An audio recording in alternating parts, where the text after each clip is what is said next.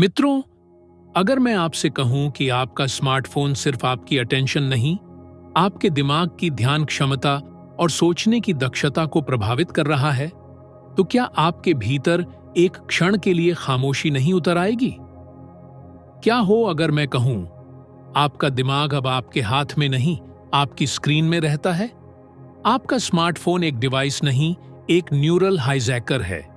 यह एक मेटाफोर है। न्यूरोसाइंस में इसे अटेंशन कैप्चरिंग डिजाइन कहा जाता है, क्योंकि सच्चाई यह है, फोन आपकी जेब में नहीं, आपके न्यूरल सर्किट्स में रहता है।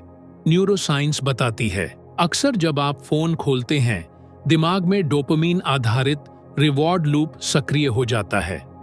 कई अनलॉक्स एक ट्रैप की तरह काम करते हैं, जो दिमाग में डोपामिन आधारित रिवॉर्ड एक्सपेक्टेशन शुरू कर देते हैं। हार्वर्ड समेत कई न्यूरोसाइंस स्टडीज संकेत देती हैं कि अत्यधिक फोन यूज डोपामिन सिस्टम की सेंसिटिविटी को प्रभावित कर सकता है, जिससे ब्रेन को वास्तविक रिवॉर्ड्स के प्रति दिमाग की संवेदनशीलता घट सकती है। दिमाग सच्चे आनंद से कनेक्शन खोने लगता है और झूठे रिवॉर्ड्स के पीछे भागने लगता है। ये लूप आपको टाइनी रिवॉर्ड्स देता है, लेकिन बदले में दिमाग की न्यूरल एफिशिएंसी प्रभावित होने लगती है। हर बार जब डोपामिन रिलीज होता है, आपको एक इल्यूजन मिलता है, अचीवमेंट का, कंट्रोल का, लेकिन असल में दिमाग की एफिशिएंसी गिरती जाती है। आम भाषा में हर स्वाइप आपके दिमाग को छोटे छोटे टुकड़ों में बांट देता है। MIT के रिसर्चर्स ने पाया, लगातार फोन यूसेज से प्रीफ्रंटल कॉर्टेक्स, जो आपकी सोच, निर्णय और फोकस संभालता है, उसकी अटेंशन और डिसीजन रिलेटेड टास्क्स में दिमाग की कार्यक्षमता प्रभावित होने लगती है।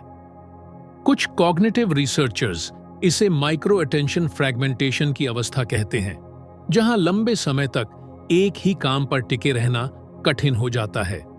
यानी दिमाग वही रहता है, लेकिन उसकी सोचने की चाल में एक इनविजिबल ब्रेक लग चुका होता है। कैम्ब्रिज यूनिवर्सिटी की 2022 की एक स्टडी बताती है, जब दिमाग को बार बार स्क्रीन सिग्नल से ओवर स्टिम्युलेट किया जाता है, तो वह खुद ही अपने कुछ कनेक्शंस काटना शुरू कर देता है। इसे कहते हैं सिनैप्टिक प्रूनिंग। यानी आपका ब्रेन यह तय करने लगता है कि क्या कनेक्शंस बचाने लायक हैं और क्या नहीं, और कई बार इसमें गलती भी हो जाती है। लेकिन असली झटका अभी बाकी है। जितना ज्यादा आप फोन पर रहते हैं, उतना ही आपका ब्रेन रिएक्टिव मोड्स में शिफ्ट हो जाता है। एक ऐसी अवस्था जहां आप हर नोटिफिकेशन के गुलाम बन जाते हैं। हर वाइब्रेशन एक आदेश है और आप बिना सवाल माने जाते हैं। इस मोड में दिमाग डीप सोच, एनालिसिस और क्रिएशन को दबा देता है। रिएक्टिव माइंड केवल प्रतिक्रिया देता है। वह न सोचता है, न गहराई में उतरता है, न कुछ नया रचता है। इस मोड में आपका दिमाग एक सोल्जर बन जाता है, जिसे हर वाइब्रेशन पर एक्शन लेना है, सोचना नहीं। पर विज्ञान की यह कहानी योग की एक प्राचीन चेतावनी से पूरी तरह मिलती है। योग कहता है, मन जितना टुकड़ों में बंटता है, उतनी ही उसकी शक्ति मर जाती है। यहां मॉडर्न न्यूरोसाइंस और एंशिएंट मेडिटेशन अलग अलग भाषा में एक समान अनुभव की ओर इशारा करते हैं कि मन जितना टूटेगा, चेतना उतनी कमजोर होगी।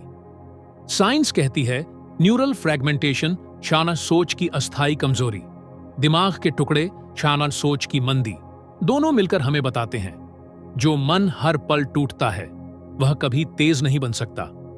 फोन बुरा नहीं है, लेकिन फोन का अनकंट्रोल्ड डोपामिन आपके दिमाग की असली चमक को ढक देता है।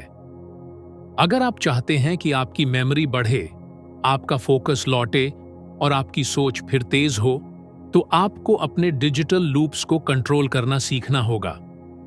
आपके हाथ में जो डिवाइस है, वह आपकी न्यूरल डेस्टिनी भी तय कर रहा है। दिमाग मशीन नहीं, एक ज्वालामुखी है, और स्मार्टफोन उसकी गर्मी को धीरे धीरे चुरा रहा है। अब आग वापस जगाने का समय है, क्योंकि अगर आग बुझ गई तो सोच नहीं बचेगी। क्योंकि आजकल डिसीजन आप नहीं लेते, आपकी स्क्रीन लेती है। अगर ये ज्ञान उपयोगी लगा, तो इस जर्नी में हमारे साथ जुड़े रहिए।